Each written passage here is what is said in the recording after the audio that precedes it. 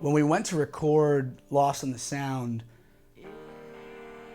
we were kind of in a weird spot because we'd never actually been in a position where we were going into a studio to record a record that followed a record that we recorded previous that we still actually liked. Like with Define, I really love that record. I believe in that record, you know? And going into this record, I was a little daunted, I'll be honest. I was like, what are we gonna do? How are we gonna make a record that is different than that or better than that? But I think we made a record that is current for us now. With the last record, we were all so stoked on and happy with it that it kind of gave us like a freedom to do whatever we want, which I guess we've always kind of had too, because we just do what we want, but we tried some things I don't think that we would write. When we wrote Define, I don't think we would try the same things we wrote on this record. There's some like jammier parts that like aren't rock and they're not heavy, they're kind of like in between. So it's cool. I think it kind of gives us another little element to our band and something we'll probably explore more down the road.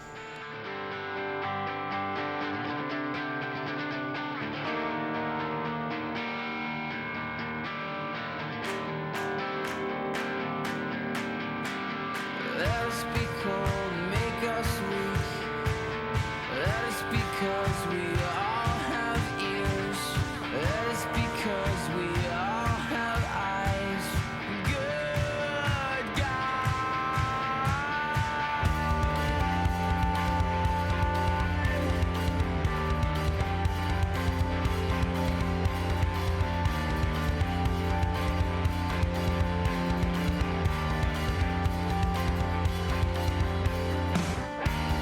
How they knew that this would happen. They knew that this On this new record, we wanted to record in Atlanta and use the same producers as last time, Matt Goldman, Adam Dutkowitz. I think mainly because it was so comfortable last time, and I feel like with this record we really got a lot riding on it, and I felt like they were the people to do it. Yeah, I mean, when it came time to make the record, we just looked back at our past recording experiences as well as like what we've done up until then as far as writing, and really felt that going back with Matt and Adam was the only option. More than anything, we really had just a really comfortable working environment for the last record. And it was just really laid back, and it was something that we had never really had before in the studio. Like every time we've ever been in the studio was, you know, really like structured, like have to do this, this, and then, you know, it makes it kind of uncomfortable. So the last record was just really comfortable, and we were really happy with how it turned out. And not that we wanted to copy what it is that we did on the last record, but we just, you know, felt that since we're so happy with how it turned out last time, we could probably do something that we are equally, or if not more than happy with this time. And to go with Adam and Matt again just seemed like a no-brainer, as the last record went so well, and we know how all those guys work. So to go with them just seemed like the natural choice. I think the reason that two producers have been used on the last couple of Under Oath records is basically a producer had been hired for the first record, not the first, the second record, and he, after we were doing demos on that record, and through the course of doing those demos, he was in town and we've kind of discovered that maybe we don't want this dude to do a record. And we had already done demos before. We were friends. We had worked together in the past. They knew Adam D. They really liked. They saw certain strengths that Adam had, saw certain strengths that I had, and they just kind of figured, hey, let's put these two guys together and hopefully have a winning combination. And apparently, hopefully it is one. Oh man, two producers, two engineers. One has both have funny facial hair. Oh crap. No, it's pretty sweet. It's kind of convenient and a pain in the butt at the same time. There's two different computers running with two different versions of different songs and same songs and all that good stuff, and it gets a little tedious at times, but it's the good part about it is having two separate heads, working towards the same goal. Two different engineers, producer guys that think about music outside of the way the band thinks about music. So it's kind of nice to have another dude there for sure. And originally we actually were gonna do the record in Nashville at a really nice studio, and we ended up literally a month and a half, maybe even less than that, up until the record, just decided it's a waste of money. We're gonna be in this really nice studio and not really know how to feel and not feel like we can touch anything or make ourselves at home. And Matt has this really cool, really nice but super homey studio at this industrial plant in Atlanta. It's actually the oldest still standing studio in Atlanta. It used to be called Songbird. The new record, was done at my new studio in Atlanta. The original plan was actually to do it at another place, which was technically a better studio than mine, but also way more than twice the price a day. Because part of the reason I do what I do is I have a pretty nice place, but I try to keep it as affordable as possible. I don't charge nearly what most folks would charge for a room like mine, because I got into this whole thing to try to help bands make records without having to spend a ton of money. But it has a huge tracking space, like I had mentioned. We were talking about working out the songs, and then a pretty good sized control room. But there's also a second studio, which it's almost as big as my old studio where we did the drums for Define the Great Line, and that's where Chris and I were working on the programming and keyboards and that sort of thing. And Tim was doing editing, and so it's really great because we had two rooms running, most of the time. There was an A room, a B room, and a C room. I don't think you ever see the C room. I don't think we ever even shot any footage in there at all. But it was cool because you got your tracking of the drums in the A room, the big room, with the big floors and the high ceilings. And that's where we tracked a lot of the guitars and all the vocals. But we had this B room that was almost cooler than any other studio we've worked in, prior, and Chris could stay set up in there. Or there was a time where we were thinking we needed another song, and I had been working on something at my house I hadn't shown anybody yet, and I showed it to Tim and showed it to Aaron. They were both like, "Yeah, this is awesome." And while Aaron is listening and setting up for the next take, goes in and take drums, me and Tim could walk over to the B room and kind of lay down the idea, and we got the skeleton of, everything worked out, meshed out, ready to record. Before the drums were even done, we had another song. And just having that liberty was definitely amazing, because I think if that little room wasn't there, and we would have gone to Nashville, or we would have gone to, back to Zing, possibly one of my favorite songs on the record might not have even happened.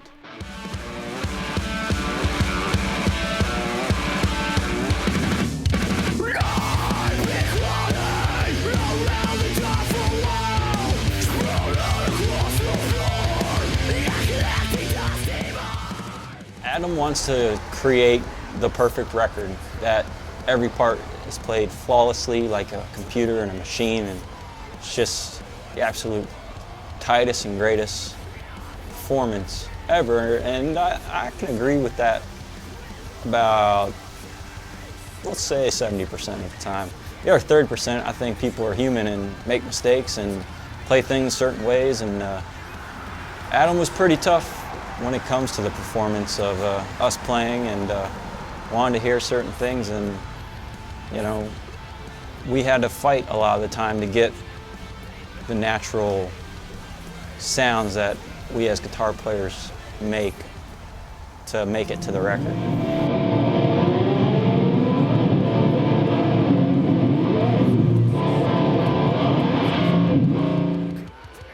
Me and Adam are super sarcastic to each other when I record, in a good way. We're bros and we have a good time, but at the same time we are constantly giving each other crap for everything we do.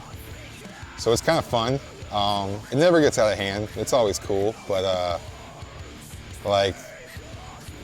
if there ever is a part where I'm like struggling to get something, and there's a couple times where he'll just like say the thing, like kind of pinch a nerve a little bit, but it's never anything that bad. Swing and a miss. Sometimes you hit. As long as you swing, you know. That sounds like it's broken. Try again. I need to get in my action.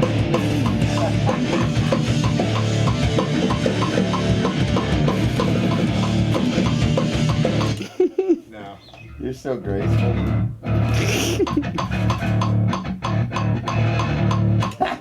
That was close. King of the douche over here. I know. That's me.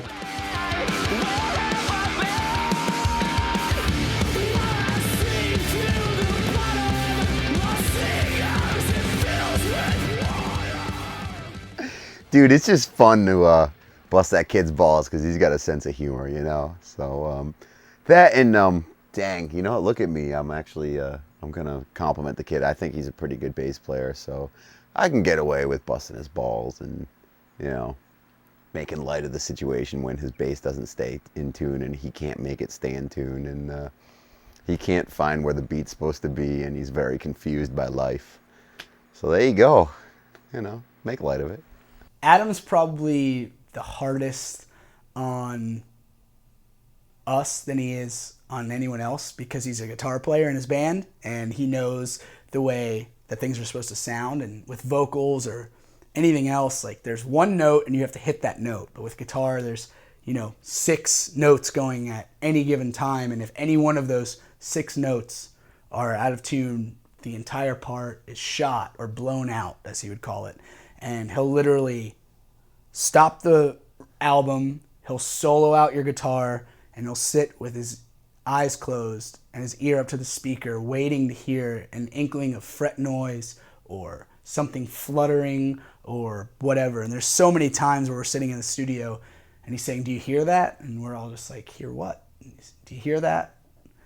Am I crazy? I swear this is ringing or this has got a weird overtone." And we're all just looking at him like, it sounds like the part, the way it should be played. And by the end of it, he's just like, "Nope, do it over," deletes it, moving on to the next part. And yeah, I think it's safe to say that I've probably played our record probably 15 to 25 times through, just in recording the guitar parts for it. Well, if those dudes actually like listened to what was coming out of their hands while they were playing, then maybe they'd realize I'm not demanding. No. Dude, it's just got to be right, you know what I mean? And they don't like cheating, you know. They don't like editing. They want to keep things real and a little bit loose. That's fine. It's fine. You can keep it loose, but if I can't use my edit window, then I do demand them to actually play the riffs pretty good, you know. And that takes some work. You know, there's a reason why it takes a long time to make guitar tracks. Tight guitar tracks, you know, are nice to listen to. It is true. It's definitely a truth. And sorry, what else can I say? But it's got to be good, you know. Adam is such a great vocal production guy, and he's such a great guitar production guy. But I really think that Matt, when it comes to drums, really has it figured out on the percussion end and on, especially when it comes to like sequencing and like MIDI transfer and like all the computer like keyboard drum loop craziness. Like that's his thing, and I think they both complement and help each other out so well. So, one thing was awesome about this is, you know, Aaron plays Truth drums, and I record a lot of folks who have different endorsements, and when they come in, we don't necessarily use what they endorse. And I was really glad to, on this record, we actually used almost all Truth drums. We used Meinl cymbals, and they worked out great. The guy from Truth had made this new kit. It's kind of a vintagey kit that sounded great once I put the right floor tom legs on it. But it was awesome because Aaron usually uses these really deep kick drums, which I guess to some folks they think they look cool live, but they don't sound awesome, and they're harder to play. On this one, we used a 24 inch. It was only like 14 inches deep versus the 22 or 24 inches deep that he plays live sometimes. And it was just kind of funny because Aaron's like, oh, it's so much easier to play. You can play quicker and punchier and they sound cool. There was a reason that for years and years and years, they only made kick drums 14 and 16 inches deep because that's how they sound good. And this whole making them 20 and 22 inches deep, it's silly. Matt Goldman for me allows me to feel. You know what I mean? Like Adam is a wonderful producer and a wonderful engineer, but he's very, very like, and this isn't a cut down, he's very cut and dry, to the grid, get it done, right? Matt will let me like, let it wane a little bit. It might feel this way, you know, let it do this a little bit. The drums are a little bit out of tune, but they sound so good still. You know what I mean? Like, and that's my favorite thing about him. Like, you'll go through a whole take and you know the drums have detuned because you beat the piss out of them and there's wood chips everywhere. And he'll go, hit the drums for me real quick. And you hit him, he goes, they're a little out of tune, but they sound so darn good. Let's just keep going. Like, that whole thing allows me to feel like I'm really playing drums as opposed to like I'm just being a robot, you know? And I think that's the reason why I love working with him. But Adam, at the same time, like, is there to draw you back in. And I think, you know, I know we talked about this earlier, but I think that's the reason why they both complement each other so well, because Matt is so the vibe guy. I mean, Adam has that too, but Adam kind of ropes that vibe in a little bit and keeps us within the confounds of professional recording as opposed to, I mean, we'd be all over the place. Like, it would be just a mess. And we would think it was cool, but it wouldn't be cool. So.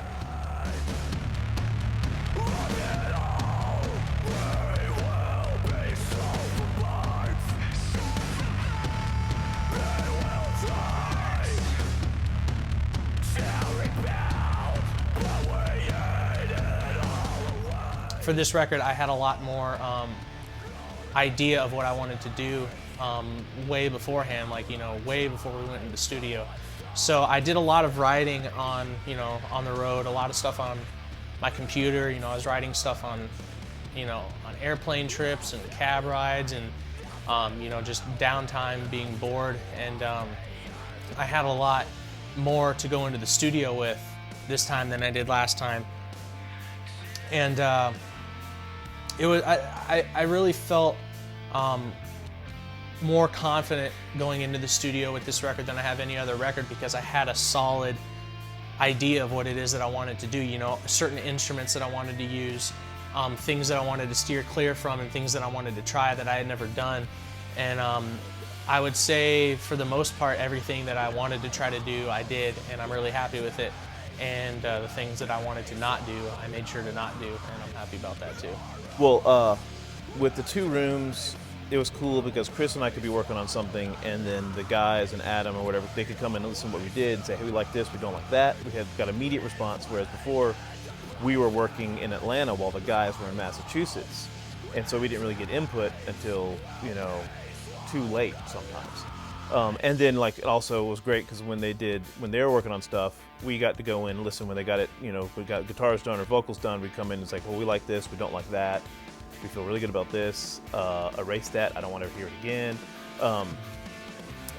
So there was definitely, it made collaboration a lot easier. And what's funny is that Chris and I, there's not a ton of keyboards on the record. And you'd be shocked that we spent as much time working on it as we did, but we did spend a good while. But there's so many ideas that are presented that don't end up on the record. You know, we'd be in there trying this, trying that, trying this sound and that sound. It can be a little frustrating because, like, you know, with guitars, you dial in your tone and then you record the part. The part's written. You do it. Whereas Chris and I were in there, we're writing parts and figuring out, okay, what sound should we do this with? Should we do this synth sound? Should we change this a little bit? Should we tweak this filter? Should we, you know, it can be a real time consuming process.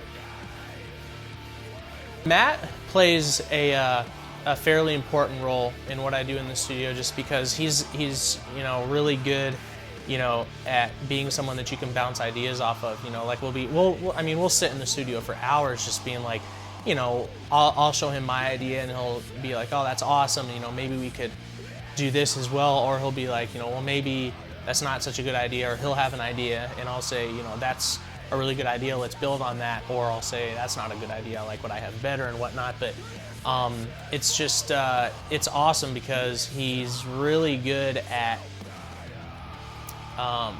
being able to look at something objectively and be able to tell, like, oh, that sound is cool or that's not cool, or well, maybe if we just tweak the sound just a little bit, it'll give it this whole other feel. And there were times in the studio where we would spend almost an entire day working on a sound for like a 2-second part, and that's really what I'm into, like just being really nitpicky about things. And he's really the same way. So in that aspect, he's really important to everything that I do in the studio.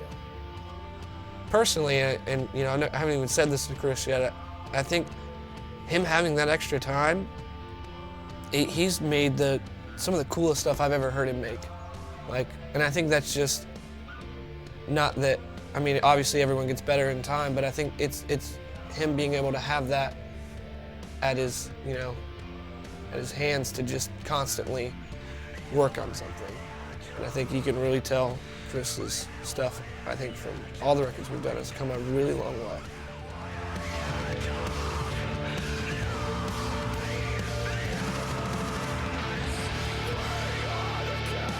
On this record, we used a lot of very cool gear. The coolest being a tape delay that Matt had that was used on one track in particular for making the beginning, and gave it this really cool sound, and that sound that's created is also carried through the entire track.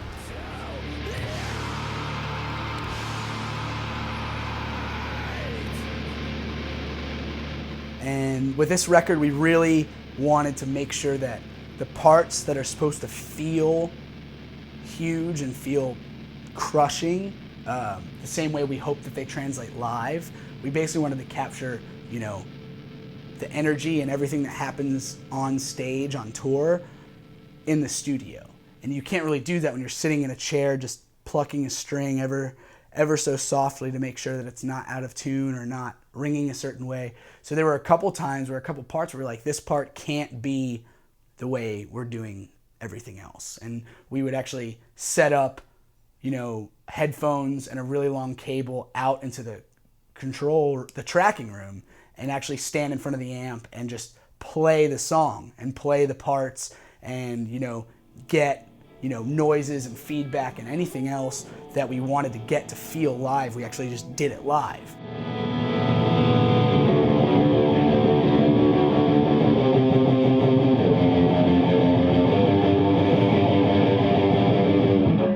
We want to be tight. We play to a click even live, but we want it to be raw and feel like, we want all the stuff that happens to be real. Don't fake anything. And yeah, there's times there's moments where I'd be like, dude, turn off the click. This shouldn't sound perfect. And there's times where I'd throw mics in the hallway and sing from really far away, or there's a lot of vocal parts that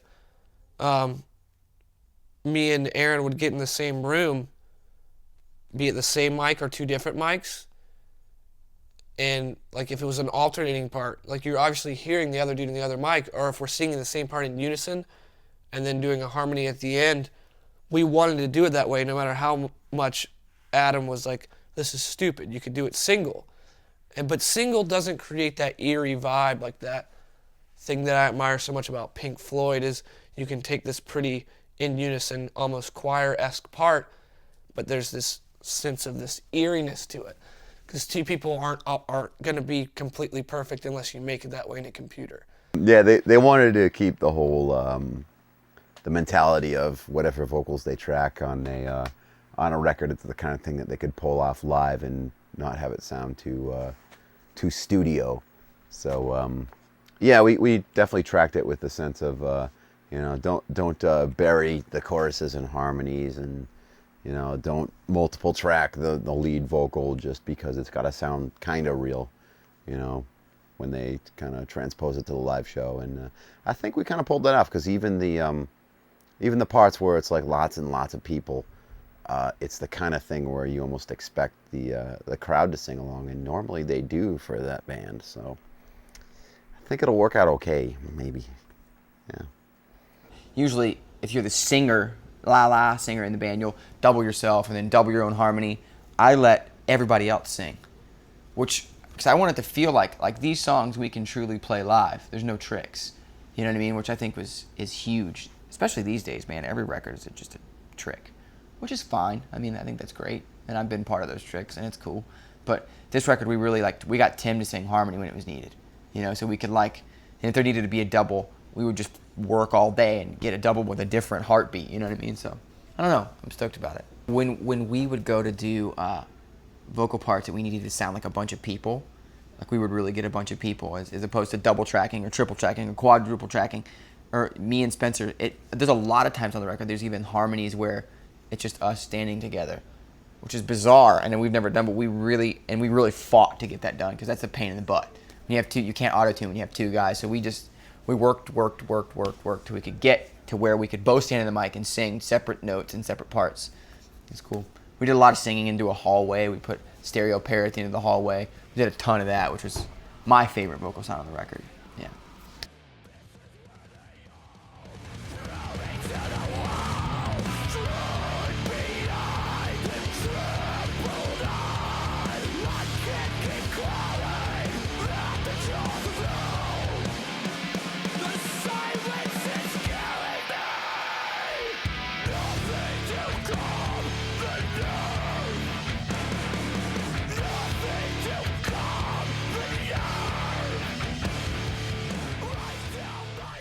I'm David Bendeth, and I'm a producer and a mixer, and I recently worked with Under Oath in a mixing capacity, and I'm originally from London, England, and at a young age, before I was a teenager, I moved to Toronto, Canada, and then in 1995 I moved to where I am now, which is in New Jersey.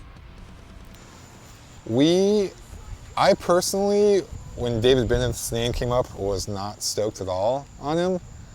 Like, I don't listen to any of the bands that he's produced. Like, I don't really like any of the bands he's produced for the most part. Paramore's cool. Like, I like those dudes, but for the most part, I'm not into any of them, and they're very polished, like radio-ish type things. And and he's good at what he does. Like, don't get me wrong. Like, that dude can make a song a hit, like, you know, in a second. But being a band like us, we're not really that kind of band, so I wasn't in the idea, and it was actually Tim talked to him, I remember one day for like probably an hour or so on the phone, and Aaron talked to him before, and he's just was stoked on the idea of doing it. David Bendeth is a dude that up until mixing our record, I had no real connection or recollection of. I met him once at a show in Jersey because he mixed a song for Aaron's other band, and he came out to see Aaron, and I met him, and he was really nice, and we talked for about 5 minutes, and then he left or I left or whatever, and it was just at a show. And a couple months before he tracked the record, Aaron's like, yeah, David's been calling me and he really wants to do the record. David Bendeth is he's a roller coaster ride, but he has a heart of gold, and I think he really just wants the best for bands that he mixes. But we would have these ridiculous conversations with him. Ridiculous, like debate conversations. Because we don't, as a band, see eye to eye at all. At all. Like, not like sonically or like, but stylistically and as far as like the industry goes, we definitely butt heads. But I think they maybe helped us in a way. We had a couple of heated discussions about music. In particular, my point to them was like, well, why don't you just have one hit? All you need is one. And then maybe you could sell 1 million records. But then again, you might be happy selling gold every time out. And I definitely ruffled feathers. I mean, I definitely, I'm not going to lie, I planted the bomb and walked away from it. There was no question. And I was like, yeah, well, you know, you guys probably don't have a hit because you can't write one. And you know, it's hard to write a hit. Not everybody can be Paramore, you know, and write all those hits. And you could see steam coming through their ears. They're very, very competitive. But they also have a disdain for corporate rock, for corporate radio, for corporate anything. I mean, this is a band that you know, if they were in the woods on a hiking trail and there was Colgate, or they could go to the brook and brush their teeth with water from the brook, that's what they do. No one in this band secretly likes sucking Nickelback crap. Yo, no you guys were listening to Nickelback in the van when someone called me yesterday. we were making fun of it. Yeah, Okay. we surfed. I made fun of you guys over the phone about it. Mainstream radio to hear the words. You could write a song as good as that guy? Dude, we write 12 that are better every 2 years. More successful. Could you sit down right now with a piece of guitar? Dude, and I write could a song eat that dude for better than lunch. Nickelback? Have you heard his lyrics? For lunch. So easy. I dare you to. For lunch. Nickelback guy? But that wouldn't work with, that wouldn't be No, no not for this band. Not for this band. You could sell it. David could sell it to someone I else. could write a million songs like that. Dude. Or write one for him to sell to someone else and make some money. Pay your mortgage. Man, we recorded the B-Room band. We're about to make a break. Our new metal band. I'll write whatever the hell. We're in A sharp. Even if you don't agree, you know, like if you can talk to someone who has years on you and you still don't agree with them, but they can kind of tell you what they know, even if you hate it. I think it helps some way. I don't know how, but I think some way it helps. But yeah, he's got a harder goal. He's been making radio records for a long time, and I respect that and back that and love that. But we're not a radio band, or never will we be. So I think it was a little bit hard for him to swallow that, but in the nicest way possible. When someone is like stoked on, you know, what you're doing and wants to help you with what you want to do, it kind of like puts it into perspective, you know. It's not like, okay, we're gonna go with this guy and he's gonna try and change us. It's like, okay, this guy wants to take what we wanted, our vision, and make it the best it can be.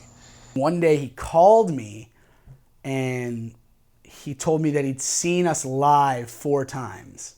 And his exact words were, you're not going to find another mixer to mix your record that has ever seen your band 4 times, probably let alone once.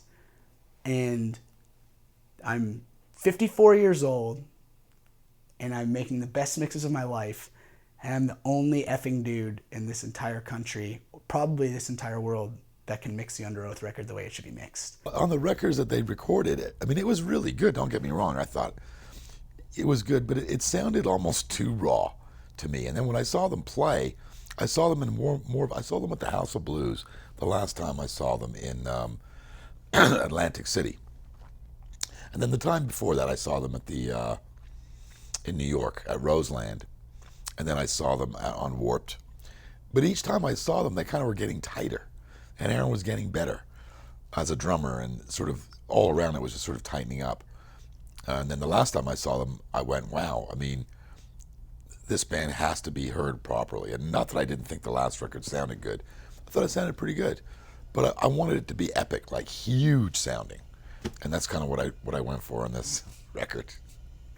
And we talked for like 20 or 30 minutes after that, and he was just such a crazy dude. Like, his ideas of music and the way he views other mixers and other musicians and other bands and things was something that none of us had ever seen before. And we were just like, dude, we have to go with this guy. If not for anything, then the fact that he's the first dude that's ever mixed a record for us ever, that has ever taken the time to call us and tell us that he loves what we do and he's seen us live before, and that he cares about our record more than anyone else probably will.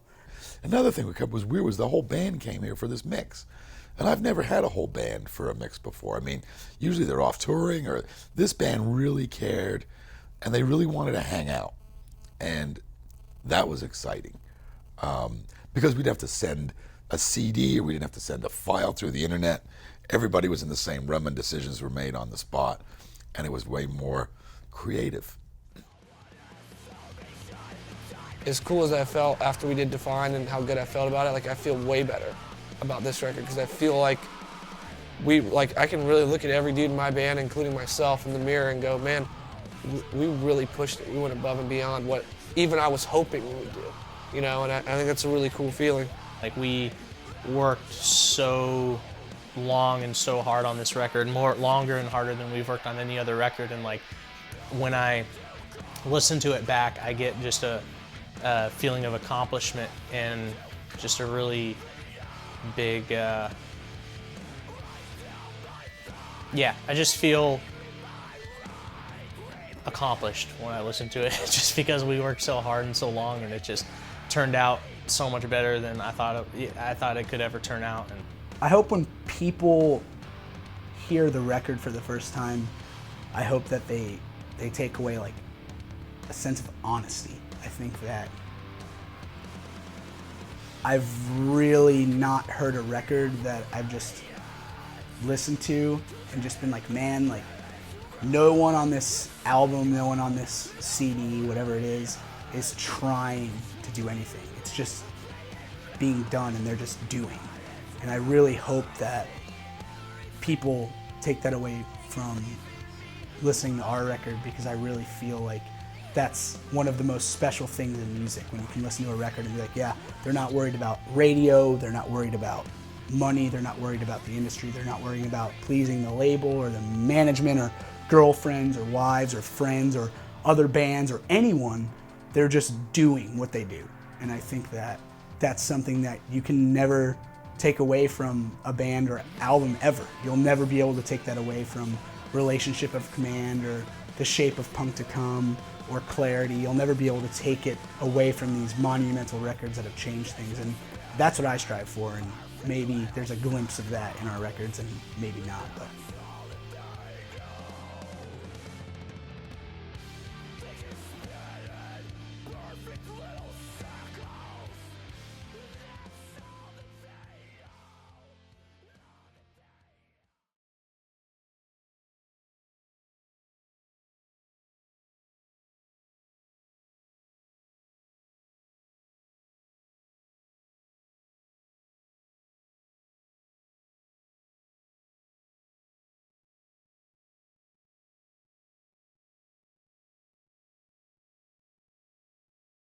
The guys, like us, have an affinity for two things. One of them is explosions, and one of them is fire. And we have a studio on a dead end, which means no one's here. So from time to time, we've been known to blow up things from toilet seats to monitors to birthday cakes, watermelons, cars. So for Under Oath, we blew up a laptop computer, smithereens.